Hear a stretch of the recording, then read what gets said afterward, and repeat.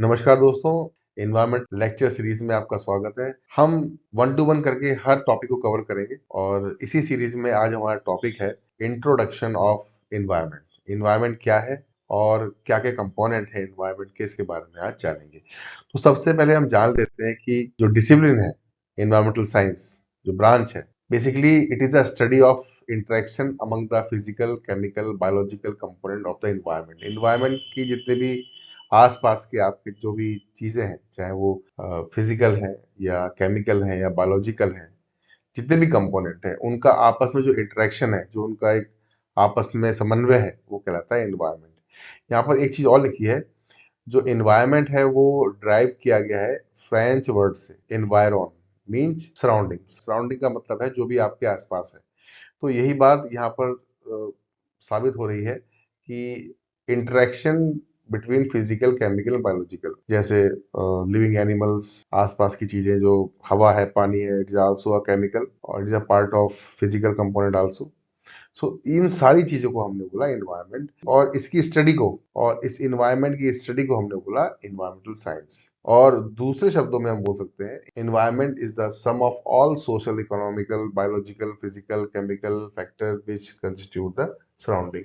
वो सभी चीजें, चाहे वो सामाजिक है, आर्थिक है, फिजिकल है, भौतिक है, या रासायनिक है, केमिकल जिसको बोलते हैं हम लोग, इन सबको हम लोगों ने, जो हमारे आसपास है, इनको बोला हमने एनवायरनमेंट। या जो भी कंडीशंस है हमारे पास, set of all the conditions which can surround by man. एक मैन, एक एनिमल, एक लिविंग क्रीचर के आसपास चाहे जो भी कंडीशन है, चाहे फिजिकल है, केमिकल है, बायोलॉजिकल है, इसको भी हम बोलते हैं एनवायरनमेंट। सो एनवायरनमेंट आप एक दूसरे शब्दों में बोल सकते हैं interaction between living and non living component is also called as environment. तो यहाँ पर एनवायरनमेंट के कुछ कंपोनेंट्स के बारे में हम बता रहे हैं।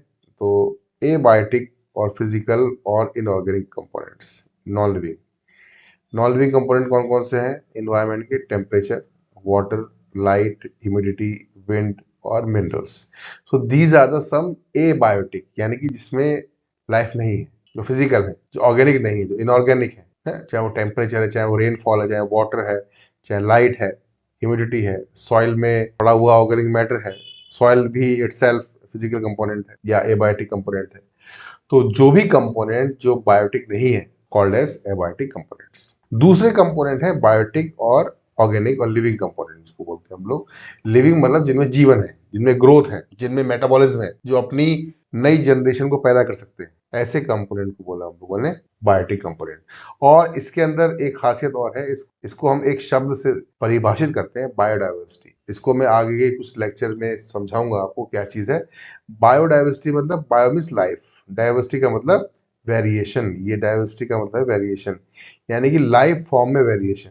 जितने भी लिविंग एनिमल्स हैं, चाहे वो प्लांट्स हैं, चाहे वो लिविंग कंपोनेंट, इन सबको हमने बोला बायोडाइवर्सिटी। तो all the living creature on this earth is called as biodiversity. फिर बात करते हैं सेगमेंट्स। ये आपने प्रीवियस क्लासेस में पढ़ाई होगा, सेगमेंट्स ऑफ एनवायरनमेंट।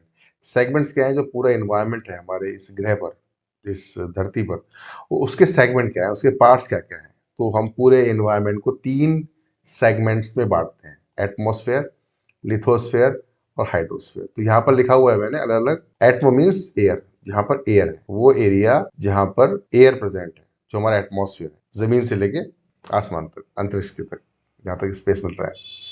लिथो का मतलब होता है रॉक। लिथो का मतलब यहाँ पर है रॉक, ROCK में लिखता हूँ रॉक। रॉक का मतलब जहाँ पर हम खड़े हुए हैं, जमीन। तो जहां तक हमारे पास जमीन का हिस्सा है, जमीन है जहां पर, उसे बोलते हैं लिथोस्फेयर।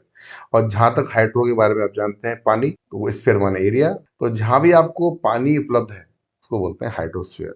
तो एयर, वाटर और रॉक, इन तीनों का समन्वय, इन तीनों का कॉम्बिनेशन कहलाता है एनवायरनमेंट। या एक जियोलॉजिस्ट थे, एडवर्ड स्विस, इन्होंने सबसे पहले इन तीनों कंपोनेंट को बोला बायोस्फीयर। Bio and sphere.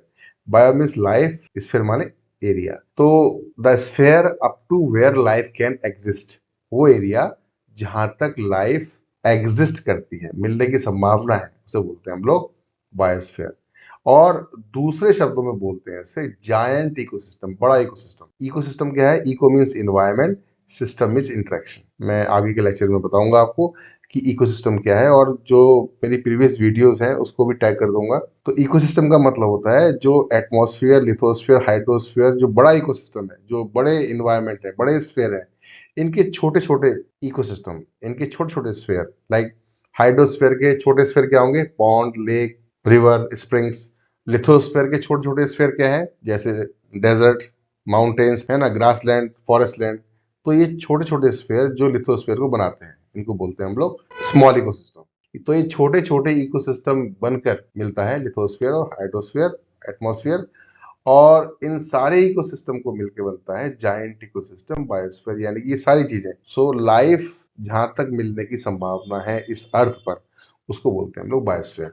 ये आपको वीडियो कैसी लगी कमेंट्स में जरूर लिखें। कोई भी आपकी क्वेरी है, कोई भी आपको क्वेश्चन पूछना है, तो आप कमेंट सेक्शन में जरूर कमेंट करके पूछ सकते हैं। हमारे वीडियो को लाइक कीजिए और चैनल को सब्सक्राइब कीजिए, जिससे कि आपको नए वीडियो के अपडेट्स मिलते रहे। Thank you very much.